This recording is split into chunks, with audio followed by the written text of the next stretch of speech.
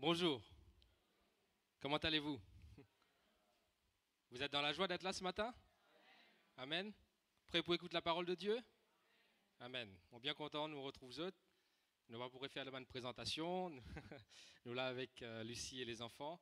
Et heureux d'être là ce matin pour apporter le message, la parole de Dieu.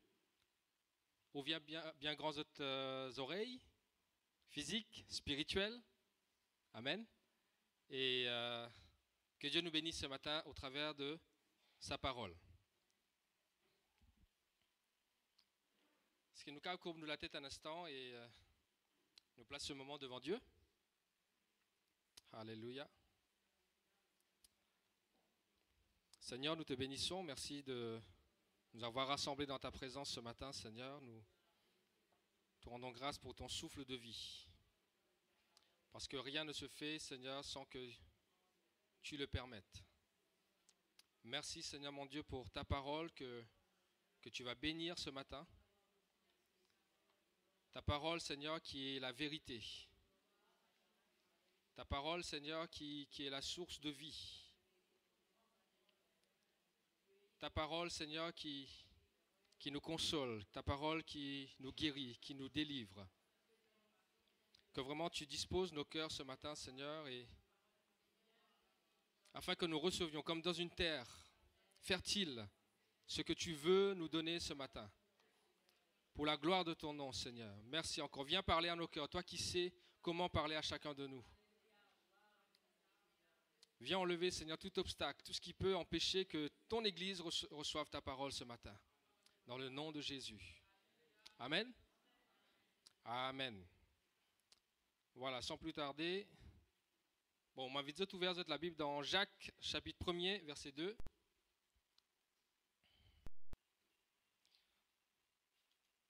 À chaque fois qu'il me prépare un message ou qu'il me médite la parole de Dieu, il y en a toujours comme arrière-plan, comme question, en tout cas comme réflexion qui m'est en arrière-plan, c'est pourquoi?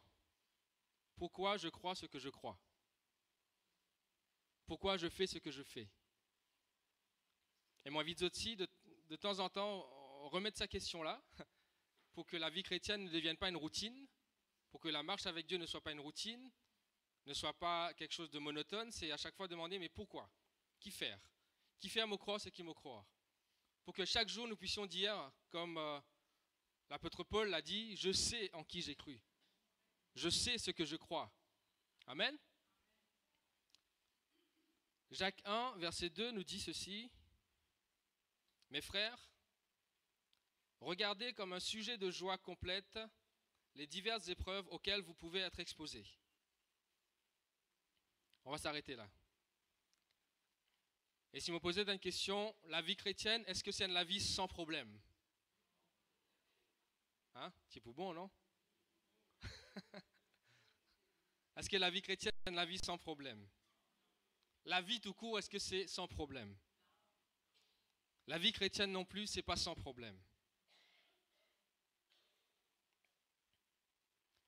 Et quand nous réfléchissons, du coup, nous rendons compte qu'il y a un paradoxe. Dans ce passage, il y a un paradoxe. Et quand nous réfléchissons à la vie chrétienne, il y a aussi un paradoxe. Parce que beaucoup sont venus à Christ, parmi nous, je peux témoigner, hein, beaucoup sont venus à Christ comme point de départ, c'était quoi? La vie difficile. N'est-ce pas? Comme point de départ, une vie remplie d'épreuves, de toutes sortes. Et maintenant, voilà que nous sommes en Christ, enfants de Dieu, il faut encore passer des épreuves. Non seulement ça, c'est regarder comme un sujet de joie complète. Les diverses veut dire beaucoup, varié, pas un seul type, tout qualité. On regarde comme un sujet de joie, tout qualité problème, auquel vous pouvez être exposé. Sujet de joie complète. Comment c'est possible ça? Non pas comme un sujet de plainte, non même pas comme un sujet de prière, mais comme un sujet de joie. Et là, devant ce paradoxe, tu peux dire, mais à quoi bon être chrétien? Si c'est aussi difficile avant qu'après, qu'est-ce donc la vie chrétienne? Et ce matin, mon envie encourageante, justement, pour vous dire qu'il y a une différence entre avant qu'on vienne à Christ et après qu'on soit venu à Christ. Amen. La vie chrétienne, c'est un parcours. C'est un chemin qui nous prend d'un point de départ et qui amène nous à une destination, à un point d'arrivée. C'est un trajet. Et ce matin, c'est ce trajet qui nous guettait ensemble. La vie chrétienne, c'est le trajet de l'Égypte à Canaan. Amen. Trajet de l'Égypte, terre de servitude, terre d'esclavage, à Canaan, terre promise, que Dieu décrit comme pays où coule le lait et le miel, et en passant par le désert. Amen. Toi, on avance, hein? Bon, juste une petite parenthèse, ce matin, tout pays qui m'a cité, que ce soit Égypte, que ce soit Israël, que ce soit... C'est juste, il y a la portée spirituelle. Hein? On va pas cause le vrai Égypte. On va pas cause, comme on dit les Égyptiens, c'est rien à voir avec les Égyptiens qui sont là. Vous avez besoin vraiment qu'on prend lit à travers, comme la parole de Dieu en parle, c'est l'ombre des choses. Il y a le symbolique spirituel. Amen? Qui ne pas faire non plus amalgame avec ce qui se passe au Proche-Orient actuellement. Et quand nous parle du trajet de l'Égypte à Canaan, bien sûr, nous pense aux Israélites, le peuple de Dieu, le peuple hébreu. Dieu sort son peuple, il sort son peuple de l'Égypte pour l'emmener à Canaan. Et tout comme nous faisons un constat au début, nous faisons un même constat pour Saban-là, c'est que en Égypte, ils avaient des ennemis. Arrivés à Canaan, ils ont des ennemis. En Égypte, ils sont combattus. Arrivés à Canaan, ils sont combattus aussi. En Égypte, c'est par Pharaon et son armée. Et à Canaan, les Philistins et tous les peuples avoisinants. Et quand nous regardons cette histoire-là, nous allons dire, mais c'est quoi ce plan? C'est quoi ce plan, Seigneur? À quoi bon? Sab d'Andifé? Non, Sab d'Ankaraï? Tom d'Andifé. C'est un peu tu peux penser. Quand on lit Exode, Nombre, les Israélites disent nous Sab d'Ankaraï, nous sommes d'Andifé, et plutôt nous retournons d'Ankaraï, non? L'ISO, mais tu n'as pas direct contact avec Diffé là. Et c'est pour ça que je t'exprime ainsi. Tu as mettre nombre 14. Ça m'en prend l'extrait. Et encore, ça c'est un extrait que vous êtes prêts pour rentrer là-bas. Là. Quasiment à destination de dire, mais que ne sommes-nous morts dans le pays d'Égypte? Que ne sommes-nous morts dans le désert? Pourquoi l'Éternel nous fait-il aller dans ce pays où nous tomberons par l'épée, où nos femmes et nos petits-enfants deviendront une proie?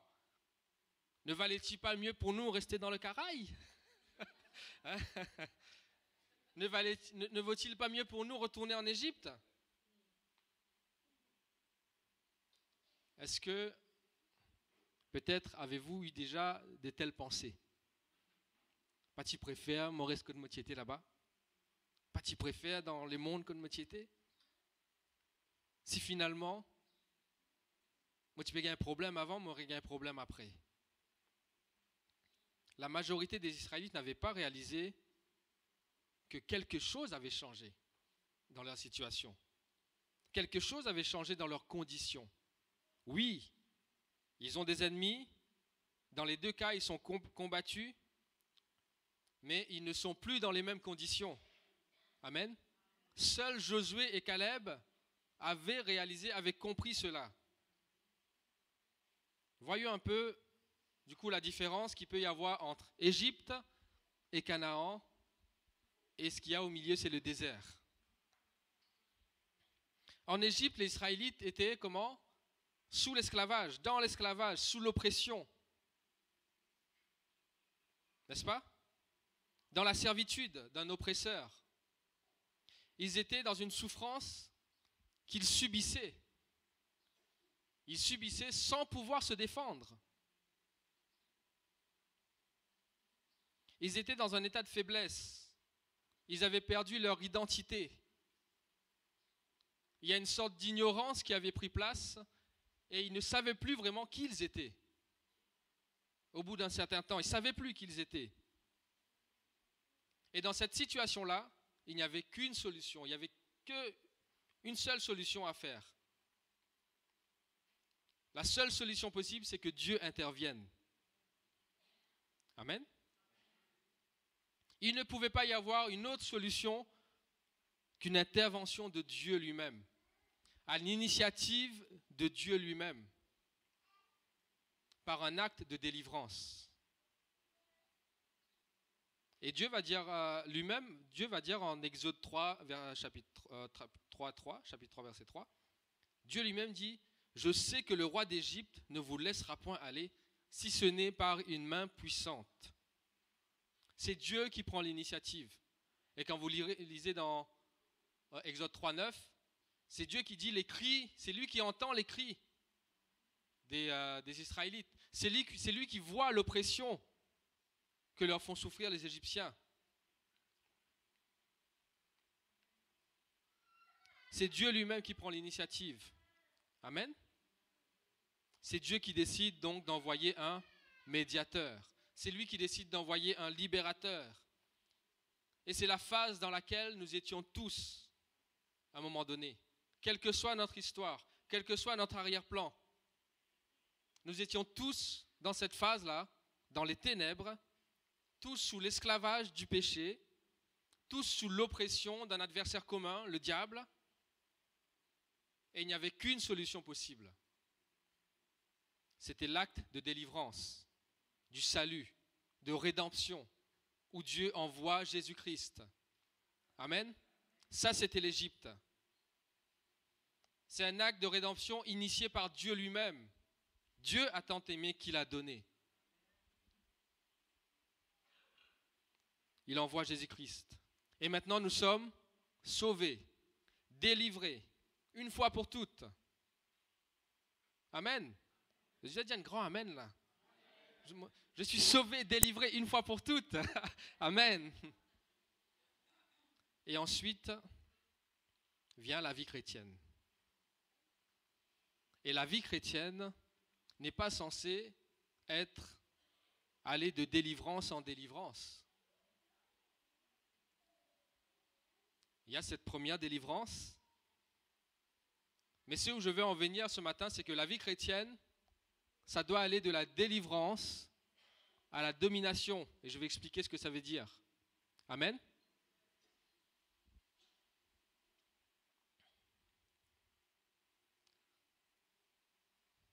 Nous lisons un coup dans Genèse 1, 26 et 28.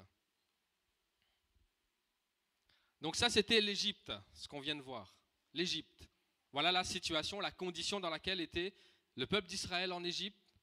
Et il n'y avait qu'une seule solution possible, que Dieu intervienne, que Dieu initie l'action, que lui-même envoie Moïse, libérateur, pour sortir son peuple de là.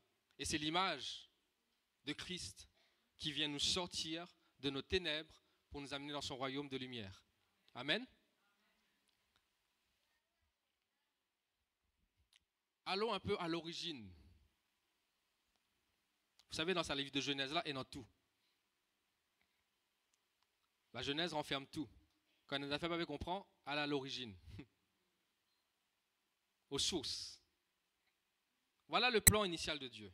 L'ordre que Dieu donne à l'homme après qu'il ait fini de créer lui. Faisons l'homme à notre image, qu'il domine sur les poissons de la mer, sur les oiseaux du ciel, sur le bétail, sur toute la terre, sur les reptiles qui rampent sur la terre. Et au verset 28, là il parle à l'homme directement. Multipliez, remplissez la terre, l'assujettissez, dominez. Donc, ne pas finir d'être créé pour être délivré. Là, la Bible nous dit, nous faites créer pour Dominer. Mais attention, ce mot-là, parfois, il y a une connotation péjorative. La délivrance a dû intervenir, même pour nous, mais par défaut. Parce que l'homme avait abandonné Dieu. Amen. Et juste pour mettre la nuance dans ce que je viens de dire, il y a une seule chose sur laquelle Dieu ne nous demande pas de dominer. L'auto-frère, l'auto-sœur, l'auto-prochain. Amen. Et tout ceci, pareil, c'est une portée spirituelle. Nous vous trouvez le quoi nous vous a dominé. Sur le péché, sur la maladie, sur les épreuves, sur les circonstances difficiles. Amen. Donc le plan de Dieu pour l'homme a toujours été de régner. Amen. Romains 5, 17 nous dit à plus forte raison, ceux qui reçoivent, c'est-à-dire vous et moi, ceux qui reçoivent l'abondance de la grâce et du don de la justice, à plus forte raison règneront-ils dans la vie. Dans la vie. Dans cette vie. Par Jésus-Christ, lui seul. Amen. Donc Dieu te délivre au début pour qu'ensuite tu deviennes victorieux. Dieu te délivre au début pour que tu commences à exercer le premier mandat qu'il a donné à l'homme, pour que tu exerces l'autorité en tant qu'enfant de Dieu, en tant que fils et fille de Dieu. Amen. Dieu nous a délivrés de la puissance des ténèbres et nous a mis dans son royaume de lumière pour que nous ne soyons plus esclaves. Vous connaissez cette chanter là? Je ne suis plus esclave de la peur. Je suis enfant de Dieu. Amen. Pour que tu ne sois plus esclave, mais que tu sois un soldat dans l'armée de Dieu. Amen. À Canaan, contrairement à l'Égypte, à Canaan, tu n'es plus censé subir les assauts. Même si, nous mettons un constat au début, un paradoxe, qu'il y a un ennemi au début et un ennemi à la fin, mais je n'ai plus dans la même situation. Seuls Caleb et Josué ont compris ça. En Égypte, tu subis. En Égypte, tu n'as pas le choix. Tu es dans les liens de l'esclavage. Mais à Canaan, même s'il y a des ennemis, là, tu es autre chose. Amen. Alléluia. Donc, tu n'es plus censé subir les assauts. Tu deviens quelqu'un qui riposte, quelqu'un qui repousse l'ennemi, quelqu'un qui repousse et résiste les Philistins. La Bible nous dit les Philistins, les Jébusiens, les Hétiens et tous les tiens et les Tites. Hein? On va pas faire toute la liste, vous avez guetté. Bien sûr, tout ça, il y a une portée spirituelle. Hein? L'adversaire, nous n'avons pas à lutter contre la chair et le sang, mais contre les principautés, les esprits mauvais dans les lieux célestes. Et voilà ce que Dieu leur dit, Nombre 14 au verset 9, « Seulement ne soyez point rebelles contre l'Éternel. » Ça, c'est arrivé à Canaan. « Ne craignez point les gens de ce pays, car ils nous serviront de pâture. Ils n'ont plus d'ombrage pour les couvrir. L'Éternel est avec nous, ne les craignez point. » Bon Dieu peut dire, ça va l'ennemi qui est là, Astéa devant eux là, ce n'est plus Pharaon. Ce n'est plus cet ennemi devant lequel vous n'aviez pas le choix que de subir. Ici, non. Ici, c'est ça l'ennemi-là qui est en position de faiblesse. Ici, mot avec eux, ben là, pour eux marche-pied, vont servir de pâture. Ils ne vont pas prendre l'endroit côté pour sauver.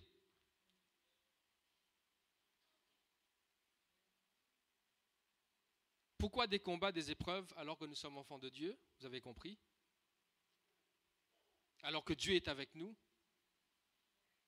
Laissez-moi vous dire que Dieu ne nous a pas délivrés du combat. Il ne nous a pas délivrés du combat, mais il nous a délivrés des liens de l'esclavage. Amen. spirituellement parlant. Et il nous délivre pour le combat. Amen. Pour le combat. En Égypte, Dieu me délivre des liens de l'esclavage, mais c'est pour me confier des batailles dans la terre promise. Même Dieu ne se positionne pas de la même façon. En Égypte, c'est lui qui doit intervenir à tout prix. C'est lui qui initie, c'est lui qui prend l'initiative d'envoyer Jésus, de nous sortir de là. La Bible dit qu'il nous a retirés de la boue du fumier. Mais en Canaan, il dit maintenant, toi la guerre, toi combattre. Amen. À Canaan, c'est toi. Je suis avec toi, mais toi vas combattre.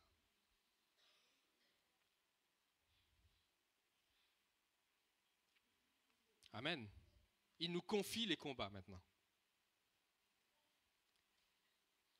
Si le combat n'existe pas, si le combat n'existe pas, le combat spirituel n'existait pas, quand nous devenons enfants de Dieu, il n'y aurait pas eu Éphésiens 6. Il n'y aurait pas eu Papa Tibizin mentionne les armes. Revêtez-vous des armes spirituelles. Patibizin, le casque du salut. Patibizin, la ceinture de vérité. Patibizin, la cuirasse de justice. Patibizin, le bouclier de la foi. Ni le zèle de l'évangile. Ni l'épée de l'esprit. S'il y en a tout ça, c'est que le combat est une réalité. Amen. C'est pas une rue pavée d'or. Pas encore. Dans la Nouvelle Jérusalem, il y aura la rue pavée d'or. Amen. Donc en Égypte, Dieu te délivre des démons. Mais à Canaan, ce qui est étonnant, c'est que Dieu va permettre aux démons de croiser ta route. Pour que toi, tu domines sur eux maintenant. Amen. Et sa différence-là, Zizde Djimounine trouve ça. Josué et Caleb. J'espérais ici ce matin pour en plus qu'idée. Et que frère Willy fait à 3.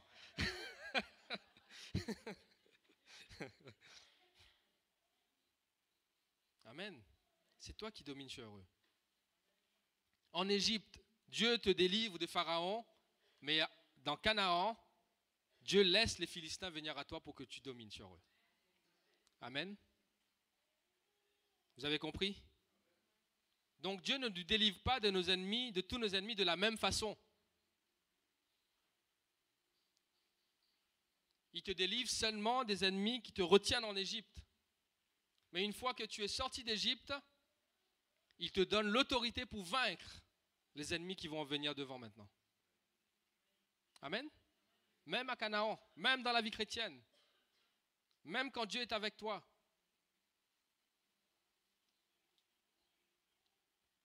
Amen.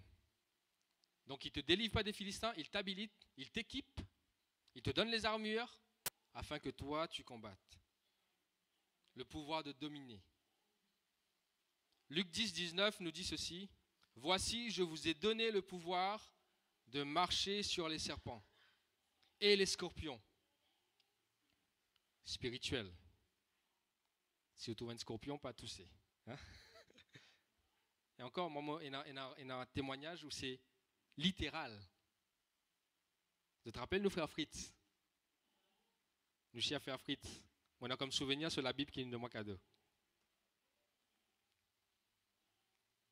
Limos, au milieu, un essaim d'abeilles, un gros abeille, gros mousse du miel. Hein? Comment dire ça ici?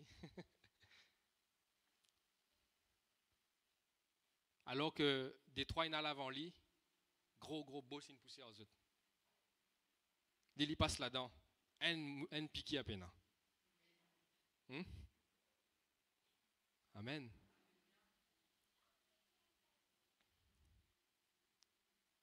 Le pouvoir de marcher sur les serpents, les scorpions et sur toute la puissance de l'ennemi. Et rien ne pourra vous nuire. Amen. Quand le diable essaie de te tourmenter, la nuit, essaie de tourmenter tes enfants, par des cauchemars, par autre chose, qui t'a besoin de faire? Tu as besoin de sortir l'épée de l'esprit, qui est le numéro de Pasteur Willy. Non, l'épée de l'esprit, c'est la parole de Dieu. Amen. C'est-à-dire, chacun de nous est équipé pour ça. Pas juste les pasteurs. De sortir l'épée de l'esprit et te dire, arrière de moi, Satan. Amen. Te prononce la parole de Dieu en lit. Te repousse-li, te riposter. Te ne plus subir. Vous avez compris moi là? Rien ne pourra vous nuire. À toi maintenant de commander au mauvais esprit de partir, de sortir de ta maison. Et là, en méditant, il y a une autre pensée qui me venait, mais penser que parfois dominer, ce n'est pas juste une action. Ce n'est pas toujours réussir à changer une situation dans un premier temps. C'est parfois qu'une attitude au début. C'est juste une attitude au début. Quelle attitude? Une attitude de paix. Amen. Vous vous rappelez Jésus dans le bateau? Dans le bateau dans tempête. Bateau qui paie. Un bateau qui papi pas content rentrer là. Un petit barque. Une vague peut balancer ça de gauche à droite. Du vent peut souffler. 12 grands gaillards là-dedans. Plus Jésus. Près pour couler. Jésus qui peut faire lui? Peut dormir à la poupe. Situation pas de changer. Mais Jésus, par son attitude de paix, il peut dominer déjà lui. Amen. Quand au cas dans tempête reste en paix, tu peux dominer déjà là. Parce que c'est quoi le but du diable? Te faire paniquer. Hein? Quand tu n'as pas paniqué, tu peux dominer déjà là. Amen. Donc parfois, dans un premier temps, Dieu ne va pas répondre autre chose que la paix. Amen. Comme il fait avec Paul, ma grâce te suffit. Et parfois, il va te dire, ma paix te suffit. Dans un premier temps.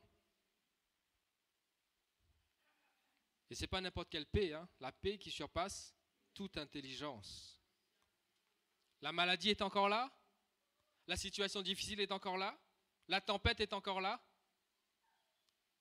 Demeure dans la paix. Amen. Après, tu pourras te lever et menacer. Jésus ne reste comme ça, juste en paix.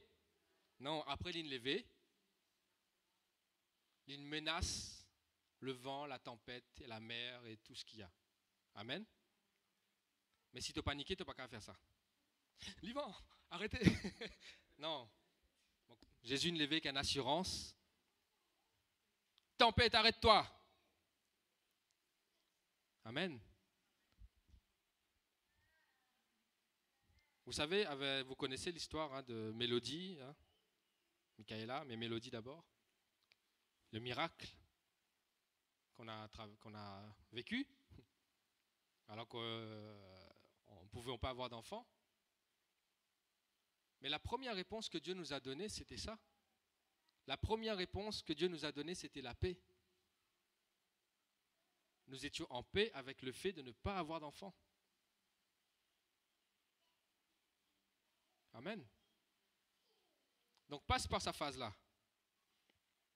de paix. Entre l'Égypte et Canaan, il y a quoi? Vous nous trouvez, c'était quoi la différence maintenant? Quand nous étions en Égypte, quand les Israélites étaient en Égypte, et quand vous étiez en Canaan, vous nous trouvez, c'est pas pareil. Combat, ennemi, mais pas même condition. Et il y a des affaires qui ne sont là. Côte sans ça, dans le désert. Entre Égypte et Canaan, il y a quoi? Il y a le désert. Le désert, c'est là où les forteresses sont renversées. C'est là où les mentalités subissent des transformations. Amen. Ce n'est pas du jour au lendemain. C'est là où le mindset change. Vous savez, le temps du désert aurait dû durer quelques semaines. Prends une map, guettez. Sur Égypte à Canaan, c'est court. Mais pour eux, ça a duré 40 ans. Qui faire? Parce qu'ils mettent trop longtemps pour oublier l'Égypte. Je n'ai plus dans l'Égypte, mais tu peux lever Égypte, midi Égypte, tu peux dormir Égypte. Dès qu'il y a une affaire, cause Égypte en Moïse, je ne mets trop longtemps pour oublier l'Égypte. Parce que l'Égypte, ce n'était pas juste un endroit. Ce n'était pas juste un endroit où ils étaient en esclavage. Mais c'était une mentalité. C'était une façon de penser qui était ancrée en eux, qui était dans leur subconscient. De sorte que, même en quittant l'Égypte, ils étaient encore esclaves dans leur tête. Il y avait encore dans leur esprit une forteresse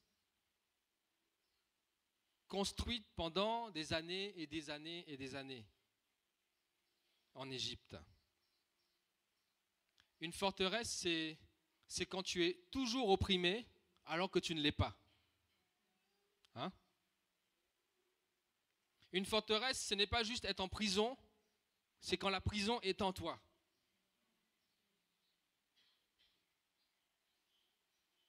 Les Israélites étaient comme ça. On les apprend ça images avec eux. Pour sauver quelqu'un qui est en train de se noyer, il faut faire deux choses. Il faut le sortir de l'eau, et puis il faut sortir l'eau de ses poumons. Tu es lit dans de l'eau, tu as de l'eau dans le lit. N'est-ce pas? Donc là, tu as besoin de sortir de l'Égypte, et tu as l'Égypte dans eux. Si nous gagnons le temps là, moi, il y a une petite histoire. Moi, tu as besoin de finir de ça avant. Mais c'est pas grave, on vous donne d'autres lits là. Vous connaissez l'histoire de l'éléphant et la corde? L'histoire de l'éléphant et la corde. Un petit maman, hein? Moi, tu as besoin de finir de ça avant. Il aime là. Hop, hop, hop. Voilà. Vous voulez l'autre histoire là, c'est bon? Les enfants, écoutez. Un jour, un homme passait près d'un groupe d'éléphants. Il s'arrêta tout d'un coup, confus par le fait que ces énormes créatures étaient détenues par une petite corde attachée à la patte avant.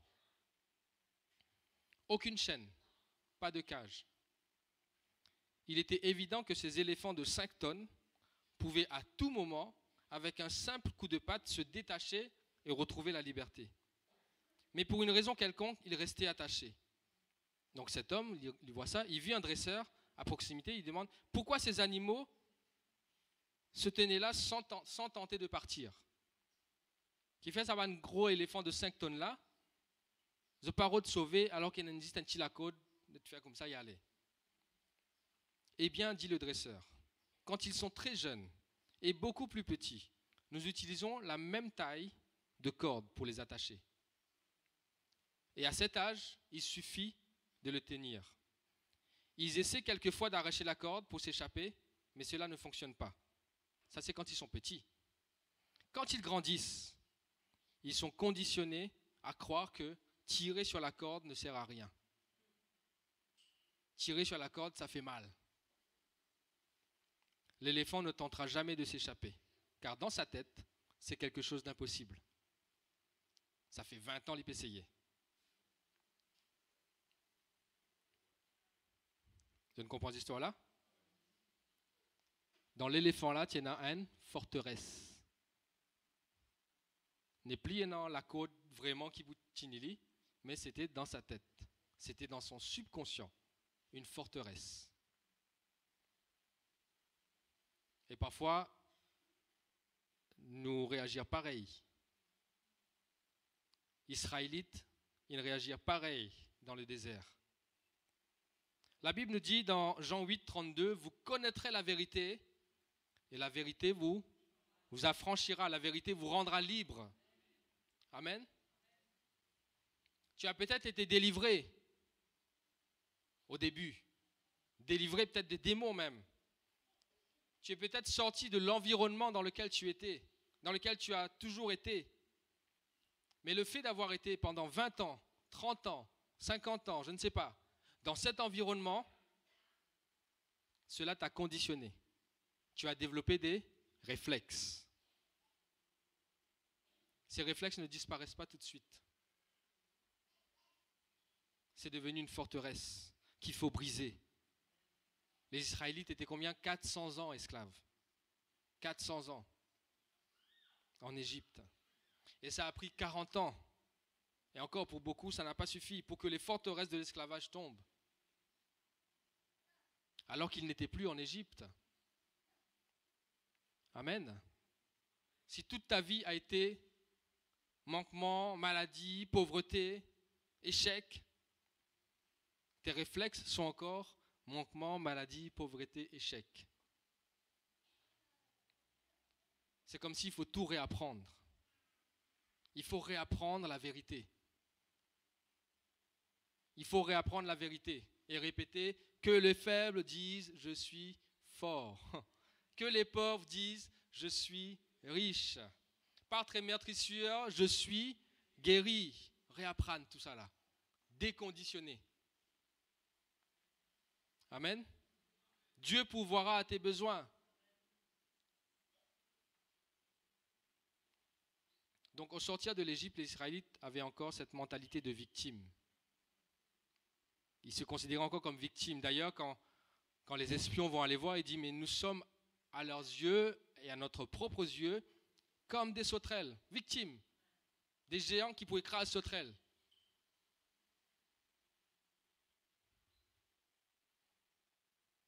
Mais ce n'était pas ça qui était prévu. Parfois, nous sommes là, chrétiens, mais nous avons encore cette mentalité de victime, avec des murmures, avec des plaintes, avec des gémissements. Laisse-moi te dire ce matin, tu n'es plus esclave. Amen. Dis-le à quelqu'un là. Dis, tu n'es plus esclave. Amen. Les épreuves ne peuvent pas te faire peur de la même façon à Canaan qu'en Égypte. Amen. Les épreuves ne peuvent pas t'effrayer de la même façon quand tu connais Dieu et quand tu ne connaissais pas Dieu. Si dans ce cas-là tu subissais, non, ici tu vaincres, tu domines. Dieu, tu peux marcher avec le peuple Israël pourtant. Lui-même, colonne de feu, colonne de nuée, la manne qui peut tomber du ciel. Qu'est-ce qui manquait? Donc c'est dans le désert. Entre l'Égypte et Canaan, il y a quoi? Il y a le désert. C'est dans le désert que cette mentalité de victime meurt, que les forteresses sont brisées. Cela passe par la connaissance de Dieu et sa parole. Les Israélites, ils faisaient réapprendre, connaître c'est qui leur Dieu. Et là, c'est que nous venons de lire dans Jean 8, 32, c'est pas juste la vérité vous rendra libre. J'ai lire la phrase en entier. C'est comme si moi disais, le savon vous rendra propre. Hein? Le savon vous rend propre? Avoir le savon à la maison ne rend pas propre? C'est un bon début, hein? Qu'est-ce qui rend propre? Tu as besoin de prendre le savon là, tu as besoin de frotter, appliquer, utilise-le, n'est-ce pas? Sa réponse à ce qu'a donné, Jimoun Kideo dit, mais si bon Dieu existe, pourquoi il y a une souffrance? Pourquoi il y a tout ça? Tu dis, mais si coiffé existe, pourquoi ça vous glace sur la bobe longue comme ça? Qui fait une mal coiffée? Hein? Qui fait ayant des autres comme ça si coiffé existait? Hein? Si savon existait, qui fait Jimoun sale? Vous prendre savon là, vous laver. Hein? Vous avez le côté coiffeur, coupe CV là. Non, il n'y a pas basique là-dedans. C'est logique. Donc c'est pareil. Vous connaîtrez la vérité. Amen. et la vérité vous rendra libre. C'est-à-dire vous apprendrez la vérité, vous testerez la vérité, vous appliquerez la vérité, vous confesserez la vérité, vous utiliserez la vérité comme une arme. Ayez à vos reins la vérité pour ceinture. Donc de la même manière, j'ai une Bible ne suffit pas. Tu peux avoir toutes les traductions de la Bible, mais de montrer ta Bible au diable, ça ne lui fait rien.